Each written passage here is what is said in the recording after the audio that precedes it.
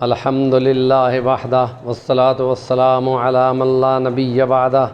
اما بعد فاعوذ باللہ من الشیطان الرجیم بسم اللہ الرحمن الرحیم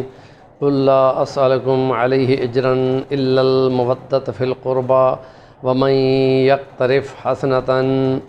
نزد له فیہا حسنا ان اللہ غفور شکور صدق اللہ العظیم۔ سورۃ شورى کی آیت نمبر 23 آپ کے سامنے پڑھی ہے کہ کہہ دو اے پیغمبر میں تم سے کوئی بدلہ نہیں مانگتا اس تبلیغ وغیرہ کا، صرف یہ کہ اپنے رشتہ داروں سے محبت کا حق مانگتا ہوں، پھر جو اس میں سے زیادہ کرتے ہیں تو وہ اللہ کے یہاں زیادہ نیکی پانے والے ہوتے ہیں، بے شک اللہ تعالیٰ بخشنے والا اور شکر گزاری کو قبول کرنے والا ہے۔ یہ 10 محرم الحرام کا دن، جس میں بنی اسرائیل کے لیے خاص دن تھا، اسلام سے پہلے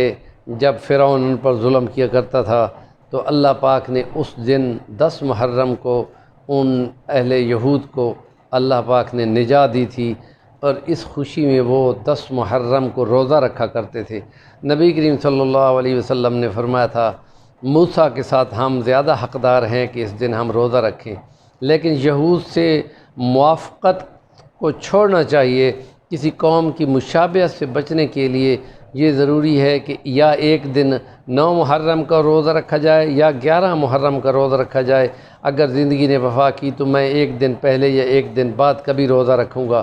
اور اس روزے کی یہ شان ہے کہ یہ ایک سال پہلے کے گناہوں کی کفارہ کے طور پر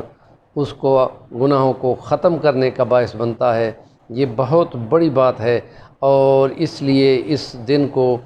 یہ عاشوراء کا دن کہا جاتا ہے، اور اہل تشیع کے نزدیک حضرت امام حسین کی شہادت کے دن کے غم کے دن سے، حزن و ملال کے دن کے حساب سے یزید کے ساتھ مقابلے میں ان کے تمام 73 اہل بیت مارے گئے تھے، تو اس غم میں یہ عاشوراء کا دن مناتے ہیں۔ تو نبی کریم نے فرمایا تھا کہ یہود سے مشابہت سے بچنا چاہیے، اس لیے کہ نبی کی ایک حدیث پاک ہے کہ من تشبہ بقوم فہو منہم، تو اس لیے حضور نے مدینہ میں رہنے والے یہودیوں کو مقابلے کے لیے کہا تھا کہ وہ لمبی لمبی داڑھیاں رکھتے ہیں اور یہ کہتے ہیں کہ ہم بڑے صوفی اور بڑے پارسا ہیں، لہٰذا تم جب داڑھی بڑی رکھو تو تھوڑا رنگ اس کا بدل دیا کرو، بالکل کالا سیاہ نہ کرو تو لیکن اس کا رنگ بدل دو۔ اور وہ مونچھیں بھی رکھتے تھے، تم مونچھوں کو کاٹا کرو، خالف الیہود، تو اس لیے مونچھوں کو چھوٹا کرتے تھے، اور مشرکین مکہ بڑی مونچھیں رکھا کرتے تھے۔ نبی پاک نے فرمایا ان کے ساتھ مشابہ سے بھی رکو، اس لیے داڑھی کو معاف کرو اور مونچھوں کو چھوٹا کرو۔ تو اس حساب سے جو قوم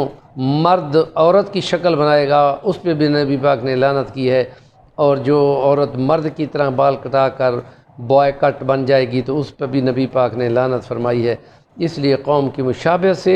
جو کسی قوم کی علامات ہیں ان کی علاماتوں کو اختیار کرنے سے حضور نے منع کیا ہے۔ ہمارے یہاں پر مسلمان جس طریقے سے پگڑی اب بہنے لگ گئے ہیں کہ رنگ برنگی نیلی، کالی، سفید اور سرخ رنگ کی بڑی بڑی پگڑیاں، تو نبی پاک کے فرمان کی روح سے آپ کے سنت موجود ہے، ایک سفید رنگ کی پگڑی اور ایک کالے رنگ کی پگڑی نبی پاک نے صرف پہنی ہے، اور اس میں چھوٹا سا شملہ پیچھے گردن پہ بھی چھوڑا ہے، اور ایک پلو اوپر سے بھی چھوڑا ہے، نیچے ٹوپی رکھی ہے، اور اس ٹوپی پر آپ کے تیل بالوں پہ لگانے کی وجہ سے وہ بہت زیادہ تیل والی ہو جایا کرتی تھی۔ اس کا مطلب ہے کہ تیل لگا کر بالوں کو رکھنے سے دماغ تر رہتا ہے اور اوپر پگڑی باندھی جاتی ہے۔ تو اس حساب سے نبی کریم صلی اللہ علیہ وسلم کی اتباع وہ کاملوں کی اتباع ہے، اور اس لیے نبی کریم نے فرمایا کہ میں تم سے کوئی اور بدلہ تو نہیں مانگتا، میں صرف اپنی مودت اور اپنے اقربا کی محبت کا مطالبہ کرتا ہوں، وہ تمہیں کم سے کم ضرور دینا چاہیے۔ اللہ پاک نیکی کی بات کو ابلاغ کرنے والا بنائے، اور اس بات کو آگے پہنچانے میں جتنا ثواب ملے گا، اور جو شخص روزہ رکھے گا اور روزہ رکھنے کو پروموٹ کرے گا اس کو بھی اسی طرح پورا ثواب ملے گا۔ اور پھر روزہ جو کھلاتا ہے اس روزہ کھلانے والے یا افطار کرانے والے کو پورے روزے کا ثواب ملتا ہے۔ اس لیے کھجوریں اور پکوڑے یا ایسے دہی بھلے اپنے ہمارے مسلمان دوست ان کو روزہ رکھنے والوں کو اگر کھلا دیں گے تو ان کو بھی پلا ہوا پورا روزے کا ثواب مل جائے گا۔ وآخر دعوانا الحمدللہ رب العالمین۔